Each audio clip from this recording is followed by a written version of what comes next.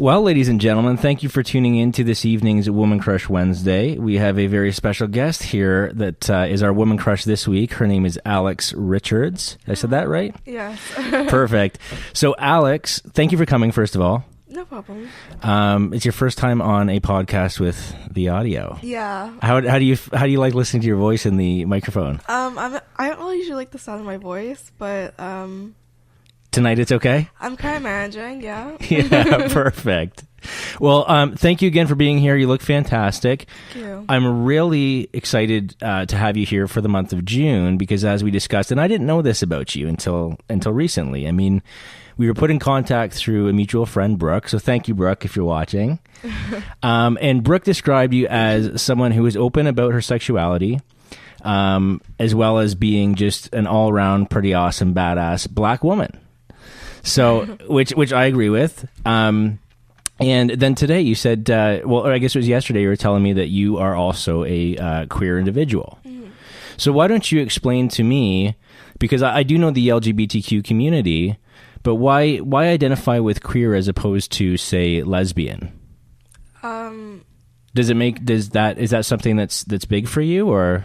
Well, queer and lesbian isn't the same thing. Okay. So explain the difference to me then. Well, queer, I guess, can mean different things for different people. Yeah. So what does it mean to you? It kind of, it possesses kind of a sort of limitlessness and like kind of a lack of boundary, I guess. It kind of lacks definition almost for me. Okay. That's kind of what I like about it the most. Okay. Is that it's hard to understand, and a lot of people don't really understand what queerness is, and most people can't really define it. Right. And it kind of means different things based on whether it's a political queerness or a queer sexuality. Okay. So political queerness and queer sexuality. Is there any way that you can explain the difference between those two? Well, I'm probably not the best person to explain it. Okay, that's okay. Try your best, because it's anything that you're saying that it's obviously it's a unique thing. It's for the person that's explaining it, how you feel, and you're still educating people out there that might not know, right? Because it's relatively new. I mean, I remember growing up where it was just gay and lesbian, and then all of a sudden it started sort of expanding. And not everyone understands because, like you said, it's different for every person. Mm-hmm. So when you say sexually queer, are you attracted to female, like women? Yeah, I'm attracted to all genders. I'm attracted to men, women. Yeah. And whatever anyone identifies with. Yeah. Okay. So you're attracted to the person, not necessarily their sexual orientation. Yeah. Yeah. Okay. I like that. I think that's great. I think that everybody is. It kind of takes away the almost the profile in a sense. So it's just like, whether you have a penis, a vagina, or whatever, is what you were born with or what you have now. It doesn't matter. It's about who you are today, in a sense. Is that correct? Kind of. I'm trying to understand it as well, right? Because even though I have a background in sexology, I want to make sure that the message gets across to other people like myself that maybe haven't gone as deep into the LGBTQ community as we would like to. Mm-hmm. And maybe there is a little bit of a fear from people wanting to not make a mistake of offending anyone, right? Because sometimes I know as a straight male myself, I don't want to offend anyone because I love everyone and I don't want to say the wrong thing. So it helps to be like, okay, well, this is kind of how I am and this is how you should say it, right? Mm-hmm. So it's always good to educate people. Mm-hmm. So what can you tell me about when you realized you were attracted to sort of, I guess, just the individual? It didn't matter whether it was a woman or a man. Like what age were you? Can you kind of think back a little bit? I think it was kind of funny. I was talking about this with my friend like maybe 2 weeks ago. Mm-hmm. And we were just talking about how we feel like there's so many different I don't know if anyone's ever seen the show, but I'm a Cheerleader. It's basically this like kitschy like comedy show about or movie, about this lesbian cheerleader who gets sent to this conversion camp, but it's very it's kind of like a comedy, and like it's supposed to be very funny and very like kitschy and very sarcastic. And one of the parts of the movie is talking about all the roots, and I feel like when we were talking, we're like, oh, we have so many different roots, right? So I think back to my childhood, and I think of like, for example, do you remember the show Tila Tequila? Yeah, absolutely. Yeah, I remember watching that a lot when I was a kid. And I remember like really loving the show and getting so excited to watch the show every week. And like, I remember like 2 weeks ago when I was talking to my friend, we were like, oh, that's definitely like a root. That was definitely like one of the things in our childhood that was like, that probably made us gay. Like, oh, really? So yeah, that's hilarious. So we always joke about like all those things that kind of like I guess we didn't realize in our childhood that was probably like iffy or kind of like something that looking back now is probably something that was a sign, I guess. Really? Yeah. So something like Tila Tequila, but it wasn't, when you say it was a root, like obviously it's not something that sort of made you feel a certain way. It just brought up certain feelings in you. Which I just like really like the show, but like looking back on it, I'm like, that show was so sexual. Like, and that show also was like a horrible representation of bisexuality. And like, I remember in a tweet later on, she was like, oh yeah, like the producers actually made me choose that guy. Like, I really wanted to choose like the female firefighter or whatever. And I was like, okay, that makes more sense, obviously. Right. Right. But yeah, I remember the whole show was just a horrible representation of bisexuality. It's all for But did you watch it? But yeah, I watched it, and I loved it at the time because I was yeah. like, I don't even know how old I must have been like 12 or something watching the show. Right. But now that you look back, I mean, is there any kind of, I mean, I'm picturing that show in my head, and I remember there was a lot of things that were definitely out there for the time. When you look back on that, is there anything that, like, now the woman that you are, would you look back and be like, wow, some of that stuff was pretty offensive, I probably wouldn't appreciate that now?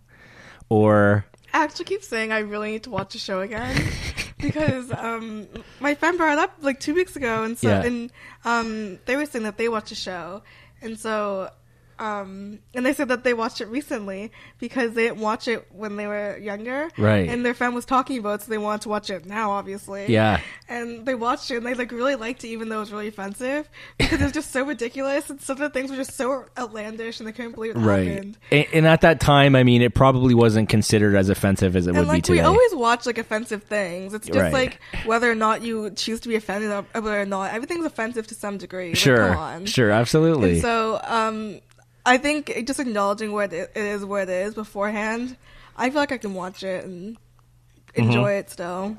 Okay. Speaking about being offended, when it comes to this day and age, this is something that, like, there's a lot of different controversy around. Like, there's a lot of different controversy around people identifying with almost like there's too much to identify with to keep track of these days. Like, what do you say to people that think like, okay, well, I'm not calling you an animal or something like that? Do you know what I mean? Like, you can be two-spirited, and I think I'm not exactly sure what they mean when people refer to that, but I've heard people say like, "Oh, I identify as wolf" or something like that. Is that right? Is that accurate?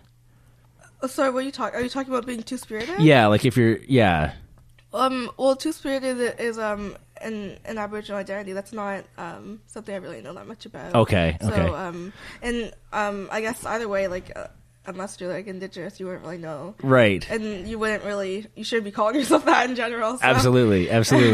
But there are people where I've seen, like, and maybe it's the ignorance and people not understanding a lot of the way that people are identifying with certain things these days, but it's almost like it's overwhelming to people at certain times. How do you feel? Do you feel like, okay, well, to each their own, let them identify with that? Or do you feel like at times it can get a little bit out of hand?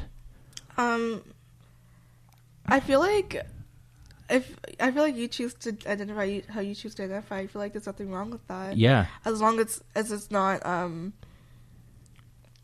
like oppressing someone else in the process, I feel like there's nothing wrong with someone choosing to identify in any way. Right, absolutely. No, I agree with you. It's hard for everyone to kind of wrap their head around a lot of the things that are expanding as quickly as they are. That's kind of what I'm getting at. When you started going back, if you can go back in time to an age where you realized that okay, I'm not just attracted to the average man here. What did you start thinking? Did you think like, how am I going to tell my parents? How are people going to accept me? Or what were the feelings that were brought up for you? None of that at all, actually. No? You're comfortable with everything? I think like once I like realized, I kind of was just like, okay, like I'm just going to start exploring that and seeing what it means and like what that is and what I like and what I don't like, and I guess solidifying that for myself. Yeah. And that's kind of like my first path, at least my first instinct. Really? Mm-hmm. So you had no fear of any kind of repercussion from family members or anything? You knew that you'd be fully supported, or that just wasn't. You didn't even care. That wasn't my priority, I guess. You just said, listen, this is for me. I know that I want to explore this, and that.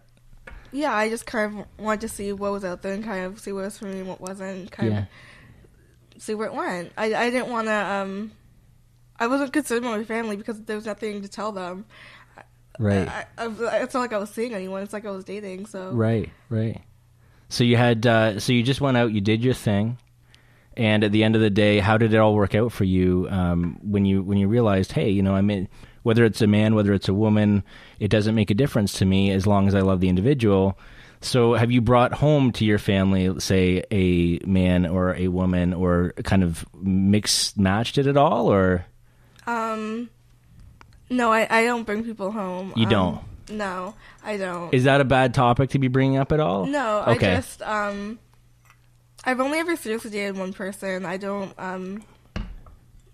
really seriously date people. Okay. And so when you don't seriously date people, does that mean that you just kind of explore the feelings that you have with them for a period of time and then kind of move on, or? Yeah. Okay. So you do believe in loving someone, but maybe not for forever? Is that kind of is that fair to say, or no? I'm not really sure. I'm not sure how my feelings about love lie. Okay. I just know, like, for right now, I'm just not dating long term. You're just not dating long term. Yeah. Okay. So when you go, what's a night out look like for you? Tell me a little bit about, like, are you going to try to pick up an individual? If it happens, it just happens. What's the evening like when you go out? Or is that even on your mind at all? It really depends. Usually, probably not. Just because if I'm going out, I'm probably going out to like dance with my friends and stuff. Mm-hmm. If I'm like in the mood to, maybe, but like, it's never like I'm never like on the hunt. I'm never like, hey, tonight's the night I'm gonna like go out. But I might be casually, but never like seriously, really. Right. If it happens, it happens. Yeah, or like maybe if I'm talking to someone and I know they're going to like the same club as me, like I'll like seriously like talk to them about it. But like other than that, not really. Really? Yeah. How do you let someone know? Because for me, I mean, we're just talking right now, you and I, and I'd be like, I don't know how I'd ever know if she was into like me, or if she, you could be into anyone that's in this house at one point in time. Which is you'll know. You'll know. Okay, so you're not afraid to pursue things, and you don't mix communication signals. Yeah, no, you go after what you want. Yeah, I don't like when people approach me. I don't like it at all, actually. Especially when like men and like masculine people approach me, I get really disgusted. I'm just like, really? Like, why are you talking to me? So you like to be the one that's sort of a little more of the aggressor. And if someone tries to pull that move on you, you're turned off right away. Well, it really depends. Like unless I'm like really, really into you, but like for the most part, no, not really. Mm-hmm. Yeah. That's kind of not your style. Your style is to just like go after what you want, and if you come after me and I'm not open to it, then you're done. Yeah, it's yeah. That doesn't usually happen. That's not even like being cocky or anything. It just doesn't usually happen. Like I usually go for things that I'm sure about. Right. But then even.